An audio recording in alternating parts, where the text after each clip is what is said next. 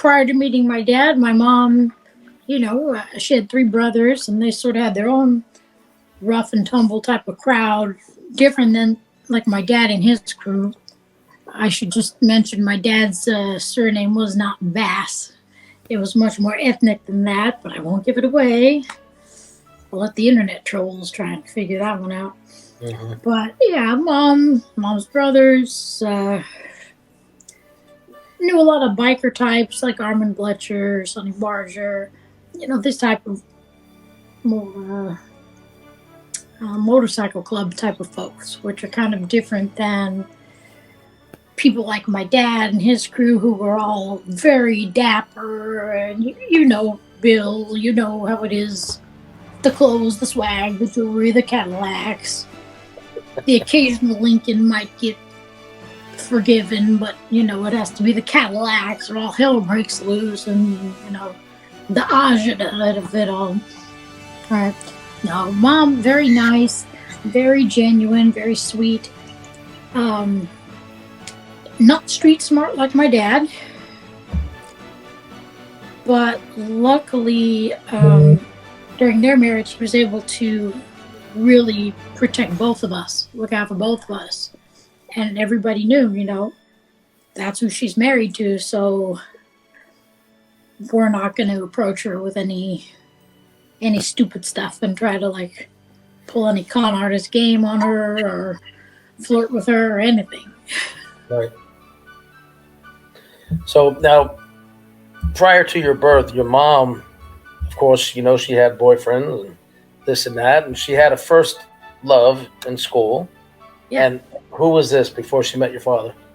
This was at McLean High School in Fresno, California. And her very first love was a most wonderful man from a most wonderful family.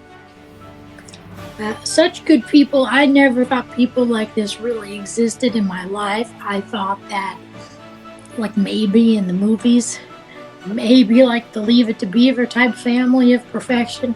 But her very first love and first boyfriend, his name was Larry Osburn Revis.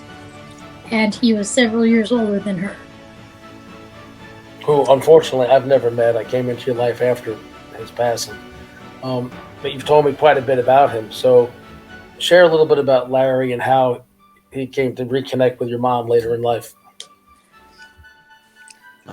Well, aside from his parents, who are, they're even on this, I've never, ever, ever met anyone more kind or genuine than Larry. I don't think that type of person exists. So like I said, he's right even there with his parents on that one. But just the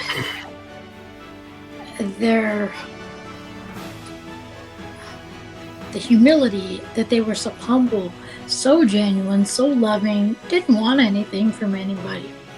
They'd help people. They wouldn't expect anything in return. They didn't speak bad about people. This was something that was new to me, right? So, for example, Larry or his father, Osburn, they would say, now, I don't want to be talking wrong about anybody. And Larry's parents were from Red Oak, Oklahoma, which is a very small area that is predominantly occupied by the Choctaw Nation of Oklahoma tribe, of which Larry and his parents were members. If you are into Native American ancestry at all, then you understand that there's people who claim to have lineage, and then they're actual members that are on what are called the rolls. So they are on the rolls, and they even have, for example, membership cards. So it's all quite official. And I couldn't have asked for nicer people in my life. And they were just wonderful examples for everybody. They loved everybody. They didn't have any prejudice towards anybody. Just so kind. They lived for Larry, I'll tell you that. Larry was their everything, just the apple of their eye. He was the only child, and he was always so kind that even when he was little, and I think something happened, another little boy, they were playing in the sandbox, and the little boy put a bunch of sand in Larry's hair. So after that, Larry's mom had told him, now listen, Larry, it's always good to be kind and to be nice, but you're getting a lot bigger now, because he was a really statuesque guy. And so she let him know, if you ever have to stick up for yourself, do it. You're not going to be in trouble with me or your dad. But Larry was so nice, he never did it. Right. I remember there was an article you showed me, even when somebody lost a wallet, he was in the newspaper as a child, returning the wallet. And he was very much an avid car collector, and he liked muscle cars, and he worked at the some venue in Fresno. What was the name of the venue where he worked? It's called the Fresno California Convention Center, and that's when he had found a lady's lost wallet and made sure she got it back. And she was so grateful about it that she wrote a letter to the Fresno Bee to thank him. He's just an honest, humble, good-hearted guy. So years later, your mother and your father separate, and your mother re-encounters Larry. In what year, and how did they reconnect? And tell us the story from there. They found each other on classmates.com. Okay. Because I had taught my mom how to use the internet. I got her a computer. So classmates.com, Larry was already on it. My mom signed up with a new account, and he reached out to her, and he wrote her just one word, which was his nickname for her from when they were in high school. And it's only 3 letters long. I'm not saying what it is. We'll see if anyone can guess. And just right then, those feelings never went away. Right. But I can't say they all came flooding back again, because I know she always loved him. Everybody knew that. My dad knew that. He had explained that to me, that the one true love of her life is a man that she fell in love with in high school. So they ended up getting married, your mom and Larry Revis. So yes. Your mom is Leslie DiAnne Revis. Right. So we call Diane. So your mother, they get married. What year did they get married? I believe it was 2003. And also, even my dad really liked Larry. And really liked Larry for my mom, too. That this is great. This is a great match. So my parents' divorce was not at all contentious. So they get married, and there comes a time when Larry's parents have quite a bit of securities in a self-directed brokerage. Is that the correct term? Yeah, a self-directed brokerage account, which essentially means you handle your own money. If you want to buy or sell stocks, you do it yourself. You don't use a stockbroker. So Larry's parents have, I think it's right around $1 million. Let's not put the number on it. Okay, so a significant amount of stocks and securities and cash. And computer share. Let's go with the name, computer share. So computer share is the name of the brokerage, which essentially is like a bank. Right. So it's a self-directed brokerage. It's a very stable company, very reputable company.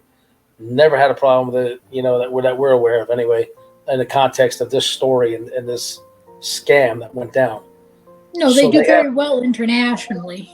So everything's being handled well by an accountant with Larry's parents by the name of Terrence Miller. But Terrence Miller's was the second accountant, his father. Ah, yes. So I should let me back this up a little bit to make it Right. easier for people to understand. So Larry's father, Osburn, was a driver for Greyhound for his whole career.